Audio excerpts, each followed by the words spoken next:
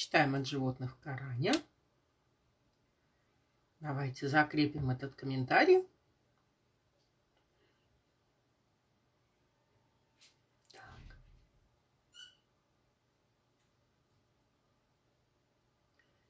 И давайте сделаем какую-нибудь рамадановскую подсветку. Ой, так, наверное, слишком. Вот, что-нибудь вот такое. Компенсируем этим не очень хорошее освещение. Иншаллах. Ассаляму алейкум, друзья. Рада всем, кто присоединяется. Мы продолжаем с вами читать книжку о животных, упомянутых в Коране, удивительную энциклопедию.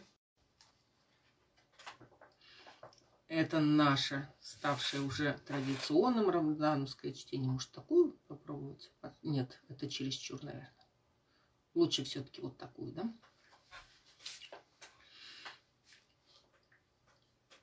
Есть, смотрю, и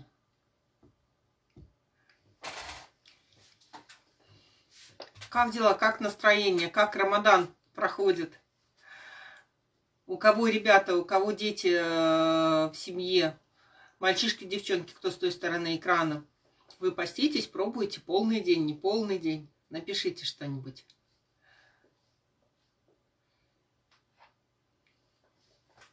Ждем, пока все присоединятся. Сегодня так менее активно присоединяется к нам, а может быть у ребят началась учеба, и может быть кто-то сидит за уроками еще, или наоборот отдыхает после уроков, и уже так не до чтения.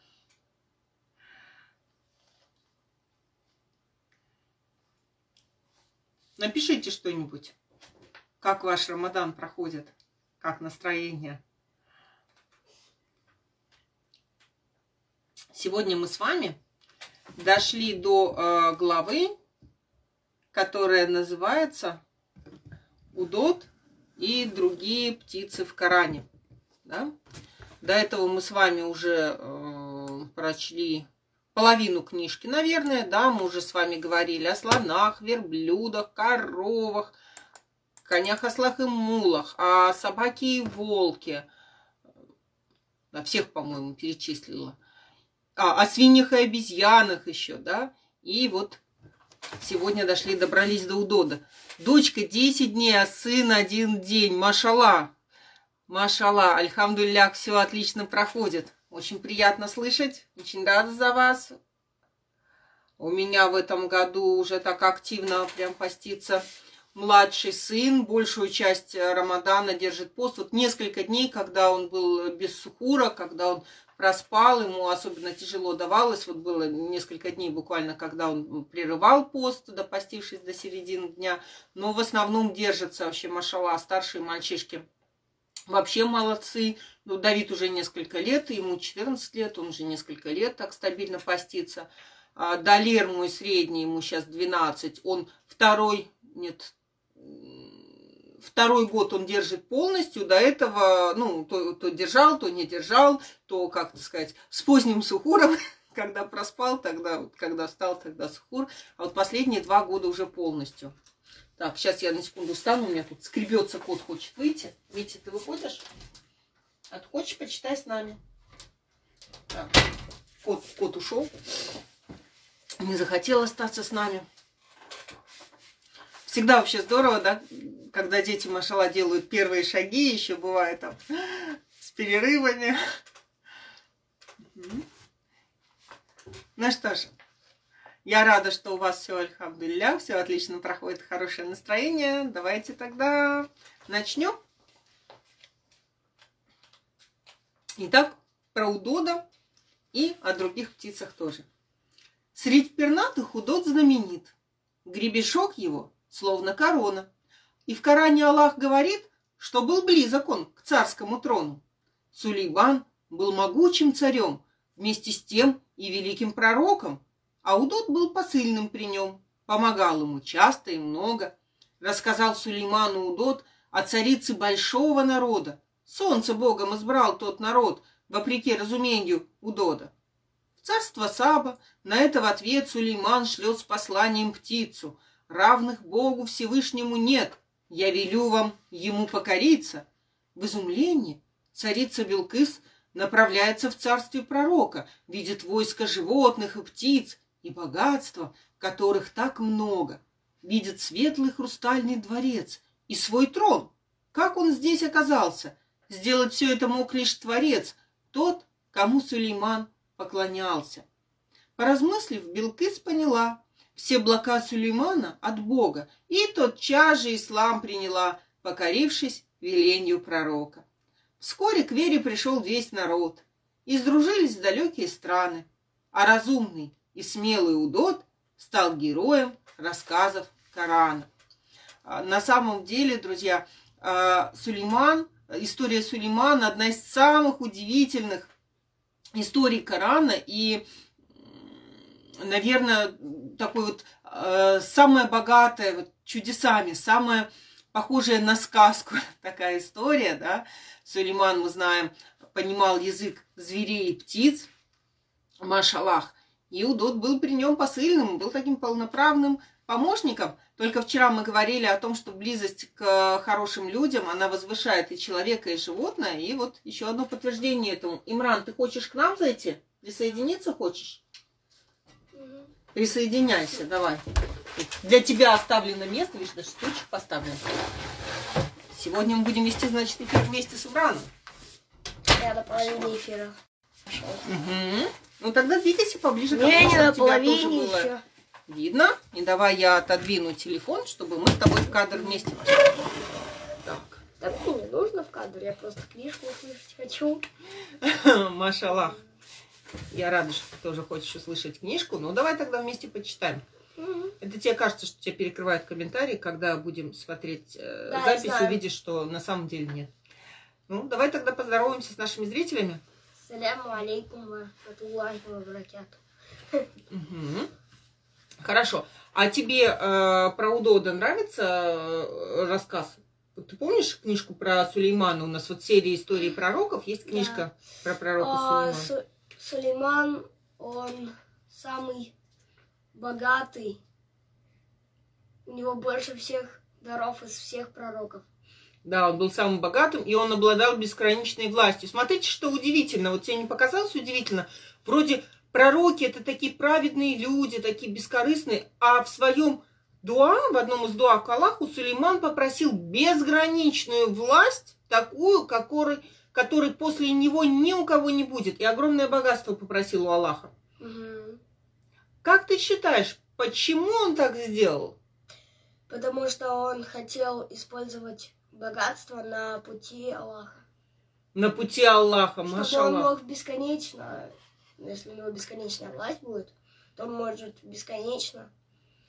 Безгранично много сделать для людей. То есть он понимал, то есть смотрите, Сулейман, машаллах устами младенца глаголит истина, да, то есть Сулейман понимал, что он такой человек, который может использовать свою власть на благо народа, на благо своего народа, да, что в этом его талант.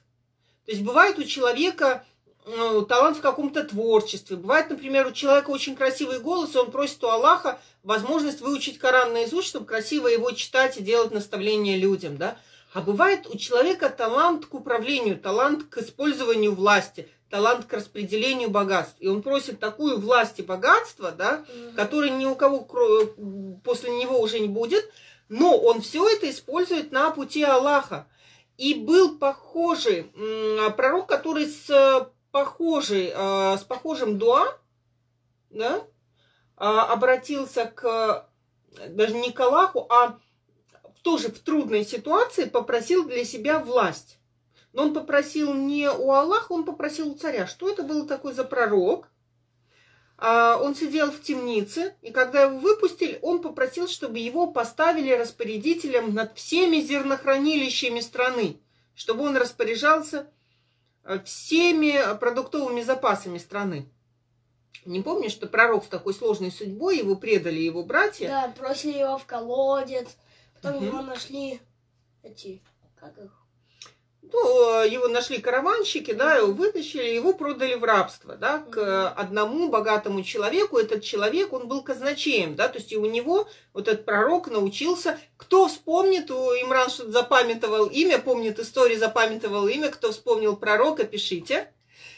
И этот пророк в трудный для страны период тоже попросил поставить себя, да, у власти, распределять зерновые запасы. Он сказал: ты увидишь, сказал царю, что я хороший хранитель, да, справедливый хранитель, да.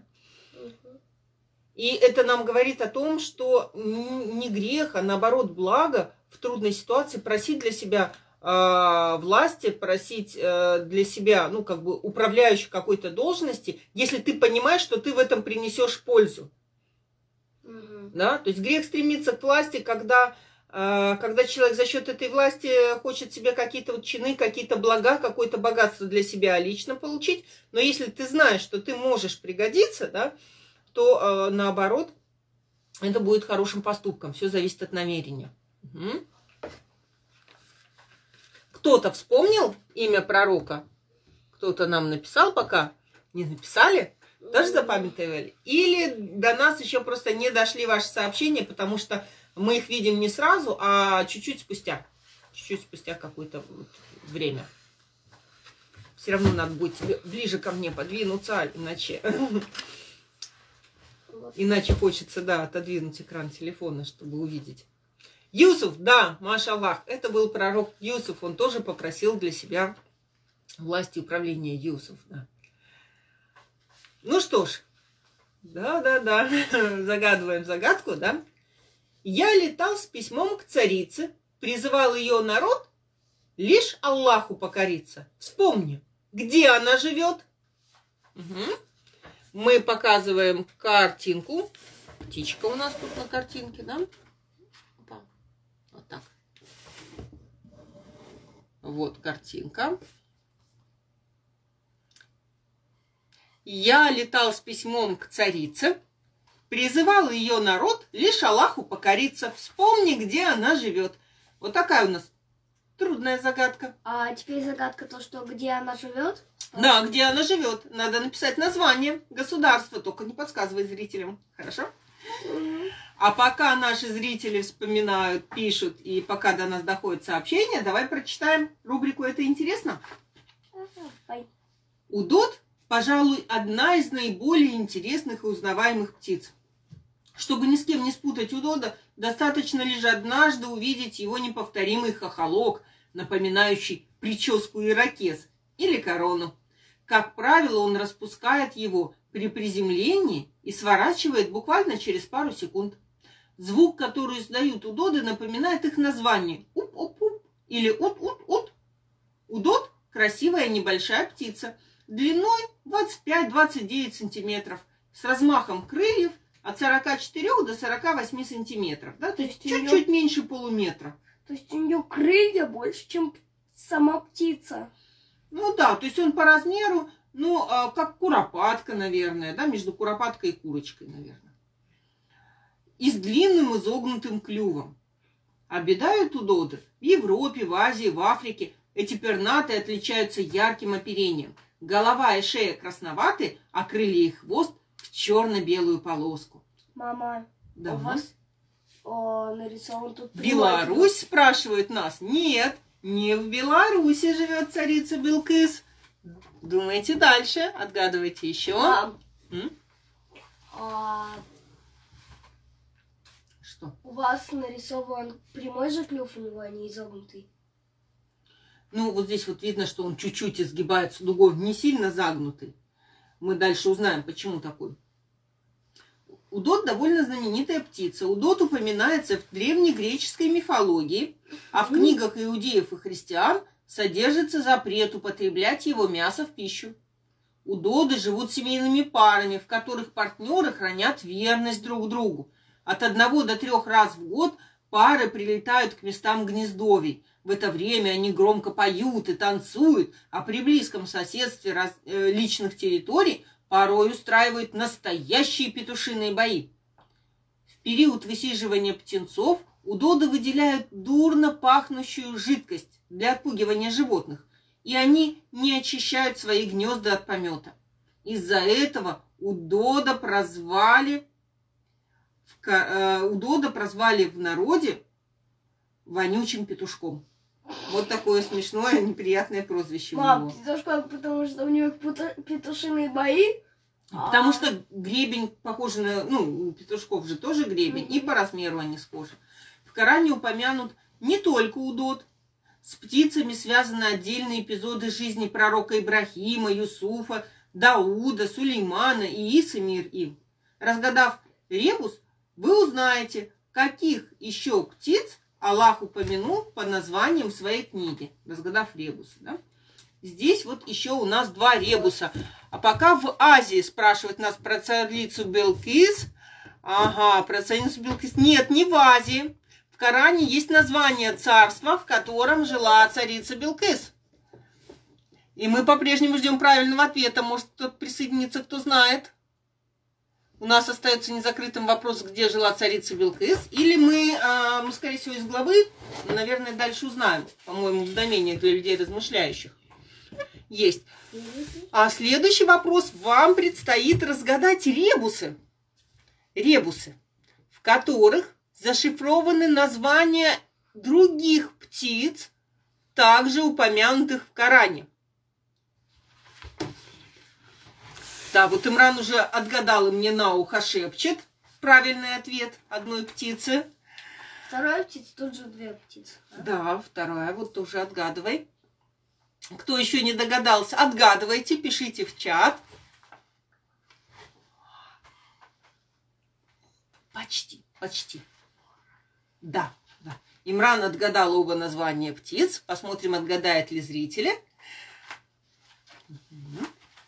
А пока еще несколько интересных фактов. Потому что для нас, вот я повторяю в очередной раз, ваши сообщения, они чуть-чуть с задержкой.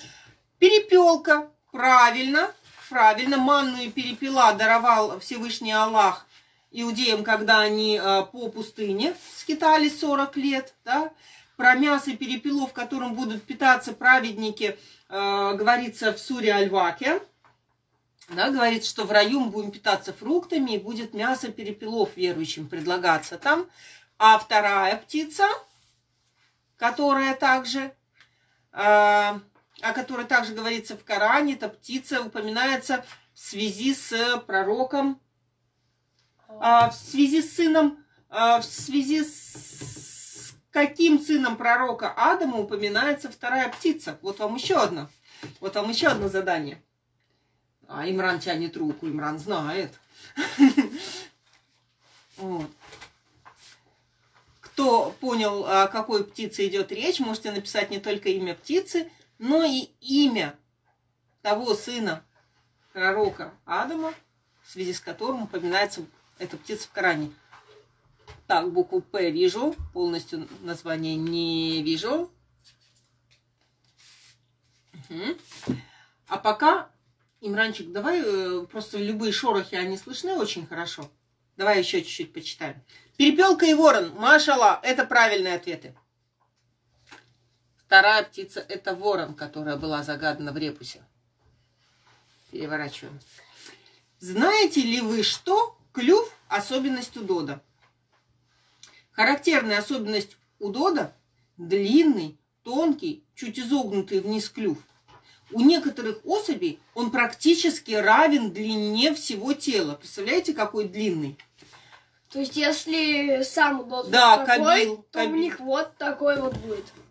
Да, то есть вот он очень такой длинный, большой. Да, Кабил, да, он убил своего брата, и Аллах послал ворона показать ему, да, что сделать с телом. Вот такая вот грустная история, да, история первого тяжелого греха в жизни человечества.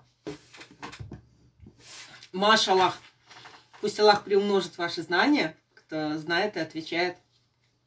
Например, я. У некоторых особей, значит, клюв практически равен длине всего тела. По форме клюва легко можно догадаться о вкусовых предпочтениях удода. Он питается в основном, бегая в невысокой траве, быстро и проворно ловит различных насекомых, мелких лягушек и ящериц. И вот мы, наверное, можем вот здесь вот на картинке нам художник очень так ярко изобразил удода вот так вот с лягушкой. Сейчас мы вам его покажем. Разве лягушка? Ну, Это не ящерка какая-то? Ну, или ящерка это, да? Вот. Да, Вот так вот там художник изобразил удода, да? Угу. При помощи длинного клюва эта небольшая птица может ковыряться в поисках добычи в земле, в гнилой древесине и даже в навозе. Но из-за маленького языка удод часто не может сразу проглотить добычу, поэтому удод подбрасывает ее вверх и глотает на лету. Вот такая тоже интересная особенность у этой птички. Ну а теперь мы поговорим о воронах и воронах. Ворон не ворона. Ворон вовсе не муж вороны. Это разные виды птиц из семейства врановых. Обе птицы очень умны.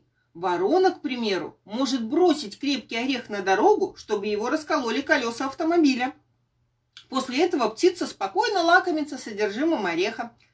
Ворон, чтобы добраться до воды, хранящейся в кувшине с очень узким горлышком, догадался бросать в него клювом мелкие предметы, чтобы уровень воды в нем поднялся. Набросав нужное количество предметов, ворон добрался до воды и напился. Вот такие интересные особенности у этих птиц. Не все птицы летают, называется следующий факт. Ну да, эти страусы не летают. Страусы, не только страусы. Пингвины. Еще пингвины. А еще есть птицы, которые называются казуары. И еще есть птицы киви. Киви мы привыкли, что это такой волосатый фрукт, да? Зеленый внутри и очень вкусный. Да, еще есть птица киви. Вот они тоже не летают. Еще есть птица додо. Додо тоже не умеют летать. Зато у них много других необычных свойств. Можно сказать, что петух не умеет летать. Он умеет летать, но чуть-чуть, допустим, залететь на забор. Но можно сказать, что он летает или нет? Не знаю, мне кажется, можно сказать, что он очень низкое на очень небольшое расстояние летает, да, вот слишком вот тяжелый, он может чуть-чуть вот взлететь, но вот такие птицы, как страусы или пингвины, они даже взлететь не могут. К нам ломится кот. Впусти его, пожалуйста, что-то у нас сегодня такой мигрирующий кот. В начале эфира он просился выйти, теперь он просится зайти. Митя, ты к нам или нет? Игрушка в дверь попала. Давай так, ты его или сюда, или туда отнеси, потому что он шебуршится и нам мешает. Иди сюда, кот. Ну, иди к нам, кот. Вот, иди сюда, кот. Будем с тобой читать о птицах. Он не хочет читать о птицах с нами. Митя, вот так, тебе игрушка. Садись. Садись. Сейчас я буду успокаивать детей, животных. Имран, давай читать дальше. Давай. Так вот, у птиц, которые не летают, есть другие интересные особенности. Страусы быстро бегают. Да, страусы действительно очень быстро бегают. А вот, например, императорский пингвин изредка может голодать даже 9 недель. 9 недель – это больше, чем верблюд. Да, верблюд сколько может? Мы с тобой читали. Ну, так-то 1 неделю, но увеличивается же. Ну, он до месяца может, да? Да. Неделю, если у него был сухой корм, он может даже не пить неделю, да? А так вот он месяц может. А вот пингвин может 9 недель голодать, пока высиживает будущее потомство. Для него совсем не страшен мороз до 50 и даже до 60 градусов. Представляете? Вы знаете, что если вы попадете на мороз 60 градусов, ваша слюна во рту будет замерзать, и ваши глаза, слизистая глаза, будет замерзать. При 40 градусах у вас покроются инеем, снегом реснички, а при 60 будет замерзать слезная жидкость. Вы, наверное, многие из вас знают, что наши слезки, они соленые. Почему соленые слезы у человека? Для того, чтобы зимой, когда мы моргаем в сильный мороз, у нас не замерзали глаза. Если бы слезы были пресные, то при 0 градусов у нас бы уже слизистая замерзала. Ну, не совсем при 0, потому что от тела идет тепло, но при минус 20 градусах наши глаза бы замерзали и наносился бы большой вред слизистой оболочке глаза. А поскольку слезы соленые, наши слезки не замерзают, аж при минус 40 градусах мы можем себя комфортно чувствовать в теплой одежде, да? Мам, вот при 60 поэтому море не То есть море, оно при 40 градусах не замерзает? Море не замерзает, да. Ну, во-первых, потому что оно огромное, во-вторых, потому что там есть внутреннее течение, в том том числе теплые, да, на нем есть волны.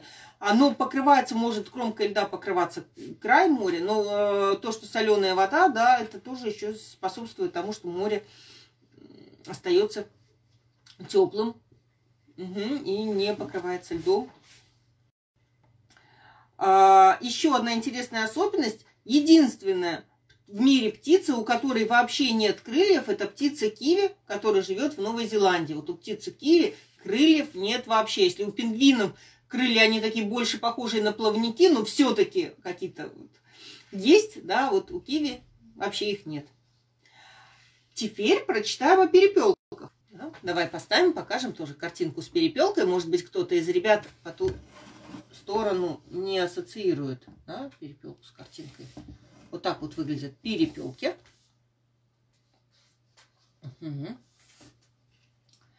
Перепелиные яйца в 4 раза мельче куриных, зато гораздо полезнее.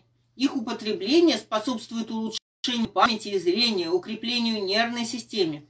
Перепела не подвержены сальмонеллезу и другим присущим курам заболеваниям, поэтому можно употреблять их яйца в сыром виде. Благодаря наличию противомикробных веществ они долго не портятся даже в тепле. Мясо перепелов считается деликатесом. Оно прекрасный источник белка и хорошо усваивается. Неудивительно, что именно этих птиц послал Всевышний Аллах, чтобы накормить народ пророка Мусы, мир ему, во время долгих скитаний по пустыне. А ты ел же когда-нибудь перепелиные яйца? Да, вот так вот расковыриваешь их в верхнюю часть и... Выпиваешь перепелиные. Нравятся тебе перепелиные яйца? Машаллах. Куриные вкуснее, особенно жареные. Галилео проводила опыт. Яйца, короче, делали яичницу из одного страусиного, столько же по весу перепелиных и столько же по весу куриных. Ну и как оказалось соотношение? Оказалось, перепелиных яиц 38 штук в одном страусином. Ого, ничего себе. А вот как раз у нас интересный факт о страусах. Самые-самые среди птиц. Самая маленькая из них – колибри. Размерами не больше стрекозы и питается цветочной пыльцой. Это единственная птица, которая может летать спиной вперед. Самая большая птица – это, конечно же, кто? Страус. Его рост превышает 2 метра, а вес около 130 килограмм. Ну, это как мы с тобой вместе взяты, Ну, если я и еще 2 наших кошки, еще, наверное, пару собак войдет. Представляешь? То есть страус вот как 1,5 меня. Страусы очень быстро бегают и развивают скорость до 60 километров в час. Летают быстрее всех хищные птицы. Во время охоты сокол-сапсан может достигать скорости более 320 километров в час. Представляете, 320 километров в час. Мам. Кстати, поезд Сапсан, который ходит из Санкт-Петербурга в Москву, он не достигает, по-моему, такой скорости. Он 200 Зато километров в час. самолеты летают гораздо быстрее. Ну, это же маленькая птица, к самолету, какой двигатель человек, да, придумал, разработал. А это природное создание Аллаха. Он летает скоростью, ну, которая превышает скорость гоночных автомобилей. Да? Даже вот машину, которую я автомобилей. нарисовал, вон там она висит. Да. Даже она бы, наверное, не развила бы такую скорость. Ну, разве что на небольших участках гоночной трассы. Да? Самый большой размах крыльев у странствующего альбатроса. Он достигает 3,5 метров. Представляете? Альбатросы всю жизнь питаются только рыбой, а их большие крылья очень мешают при взлете с воды. Птицы удивительно устроены. Строение птиц поистине удивительно.